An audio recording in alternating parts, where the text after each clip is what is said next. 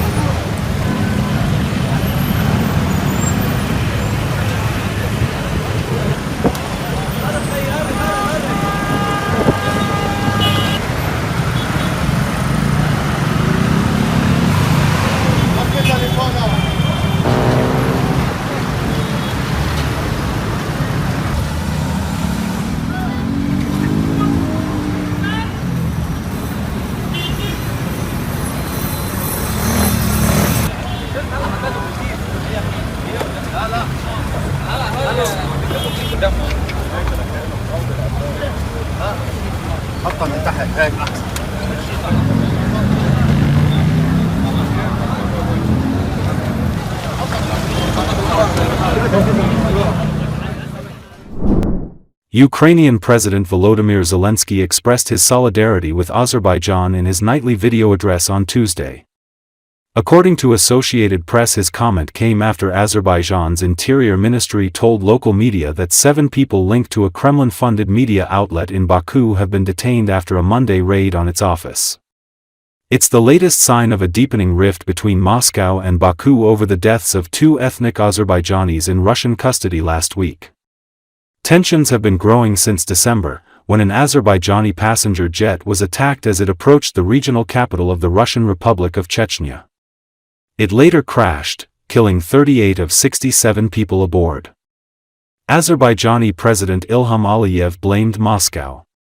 On Friday, 2 ethnic Azerbaijanis died in police custody in the Russian city of Ekaterinburg during an investigation of decades-old crimes. All our partners must view this in the same way, not as a threat to one country, but as a threat to everyone, to all those neighboring Russia, said Zelensky. He called Aliyev to express his condolences, according to local media. У нас є чітка інформація, і партнери це підтверджують, що санкції для Росії дійсно болісні. І якщо тиск ще збільшити, це буде спонукати Росію справді думати про щось ще, окрім фронту та ненависті до сусідів. Сьогодні говорив з президентом Азербайджану Ільхамом Алієвим.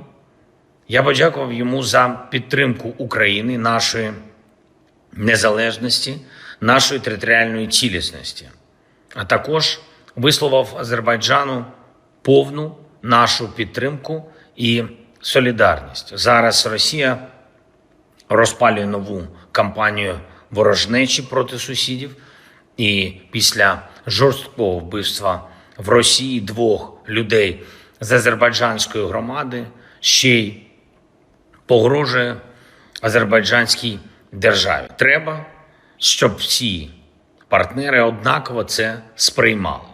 Сприймали як загрозу не комусь одному, а всім. Всім, хто поруч з Росією. Вбиваючи одних та принижуючи інших, Росія намагається залякати і підкорити всіх. One of the Azerbaijani publications stated that it received an anonymous letter from a Russian air defense captain. He claims that the Azal plane was shot down on December the 25th, 2024, near Grozny on the orders of the Russian Defense Ministry. A photocopy of the letter and the fragment of an audio recording in which a male voice can be heard giving the order to open fire twice were published by media outlet. The publication states that the command to shoot down the Azerbaijani airliner was given by a certain air defense captain, Dmitry Sergeyevich Paladichuk. According to the letter received by the editorial office, the officer was on combat duty to cover the city of Grozny from 12/24/24 to 12/25/24. Paladichuk then reports that at 05:40 he received a command to go to readiness level 1 and at 08:11 a potential target was detected by the target detection station.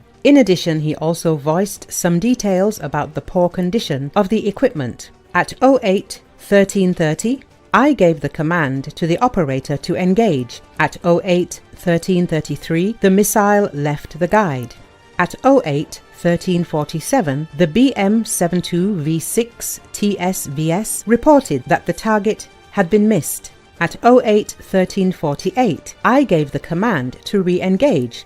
Paladichuk wrote, according to the preliminary report of the Embraer 190 Crash Investigation Commission, the first sonic boom was recorded at 08:13:31, while the second one was recorded at 08:13:56.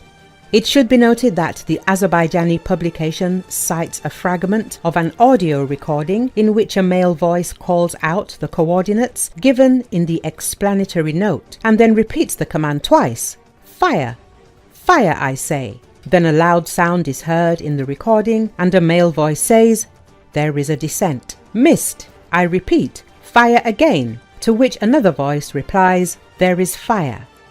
The audio recordings have been published only partially because law enforcement still has them. The Azerbaijani publication also notes that it does not claim the authenticity of this letter. Recall, the plane which was flying from the Azerbaijani capital Baku to the Russian city of Grozny in Chechnya came down in a field near Aktau in Kazakhstan after veering hundreds of miles off its planned route. 29 people survived. Video of the crash appeared to show the plane plummeting out of the sky and bursting into flames as it hit the ground and thick black plumes of smoke rising. Caliber, an Azerbaijani news website, also alleged that the airliner had been fired upon by a Russian Pantsir S air defense system as it was approaching Grozny.